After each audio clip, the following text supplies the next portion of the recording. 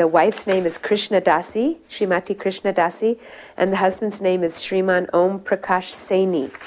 And they just happened to be very fortunate to live next door to where Srila Prabhupada stationed himself when he lived in Jhansi, when he was trying to start that temple at the Radha Memorial.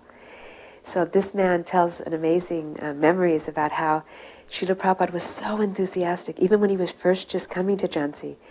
He stayed with this gentleman who was a Shastri, and they were next door neighbors, so that's how they knew him. And they said right from the beginning he had this idea to preach in Jhansi.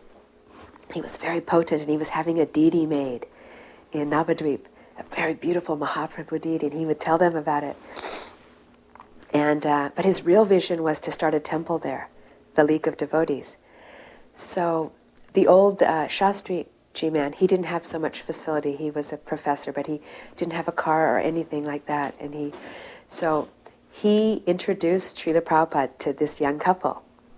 Well, the wife, she immediately liked Srila Prabhupada. She was a bhaktin, and she loved Krishna. Although they both mentioned to Srila Prabhupada that actually Jhansi was not the greatest choice for him as a Krishna bhakta, because most people were actually Ram bhaktas.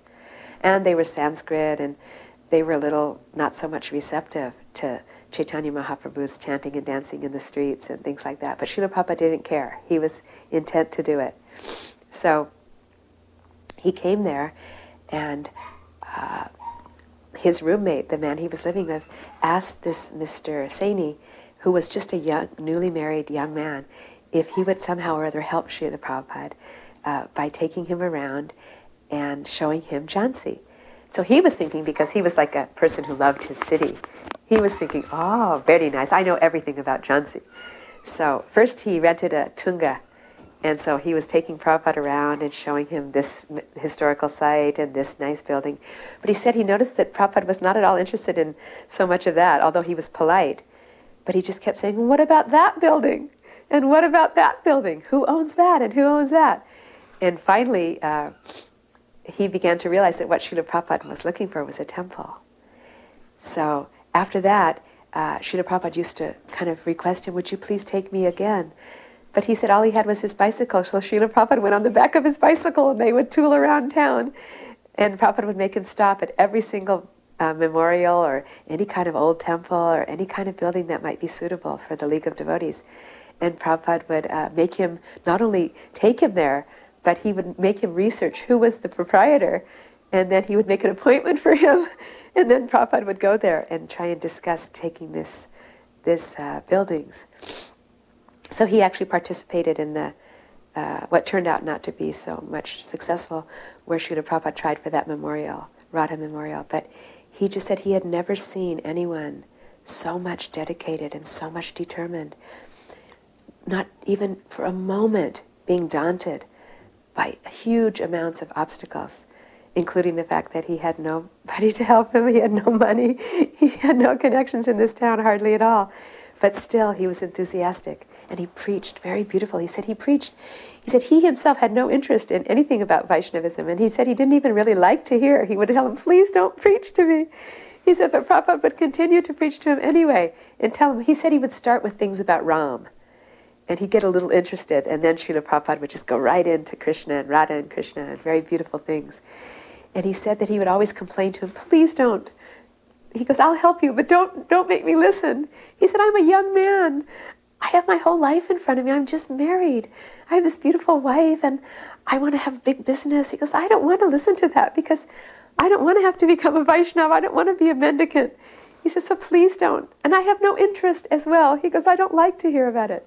But he said, Prabhupada with this sweet smile would say, oh no, you will chant Hare Krishna. Someday soon you will have to chant Hare Krishna. And he would go, no. And Prabhupada would say, yes, I know it's true. He goes, I know it is very true. You will chant Hare Krishna.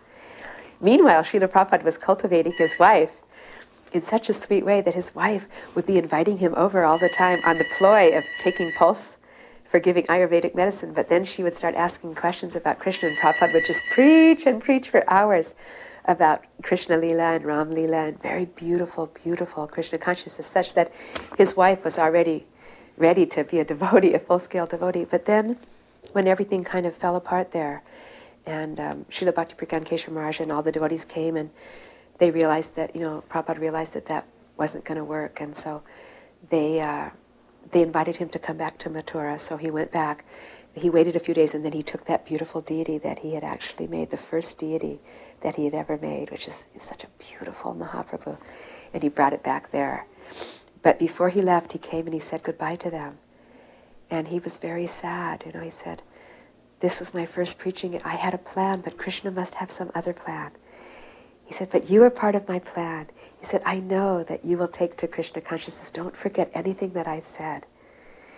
So these devotees, I just saw them this last year in Vrindavan. The wife comes all the time to everything.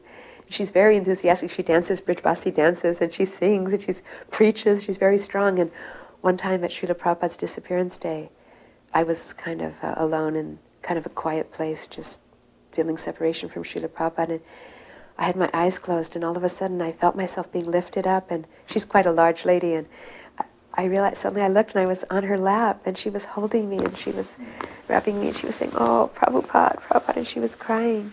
And what finally happened is, some years later, some devotees came through, some Gaudiya Math devotees came through that town of Jhansi, and somehow or other they met her husband who brought them home, and then they just surrendered.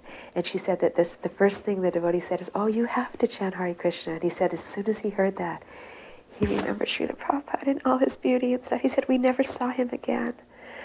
But he changed our whole lives 100% and completely. He said he did what nobody could do to change me into a devotee. And I owe my whole life to him. So that was very sweet. He also told how Srila Prabhupada, and I heard this from several people, how even in the heat of summer, Srila Prabhupada would go on parikrama, and he would go to Yamuna, and he would have a kirtan by himself. I don't know how he did it. He had the kartals or somehow tied to one piece with his danda, and he would go to Yamuna, and he would just have this very sweet kirtan. And a lot of times, like the little boys and different people would come and follow him.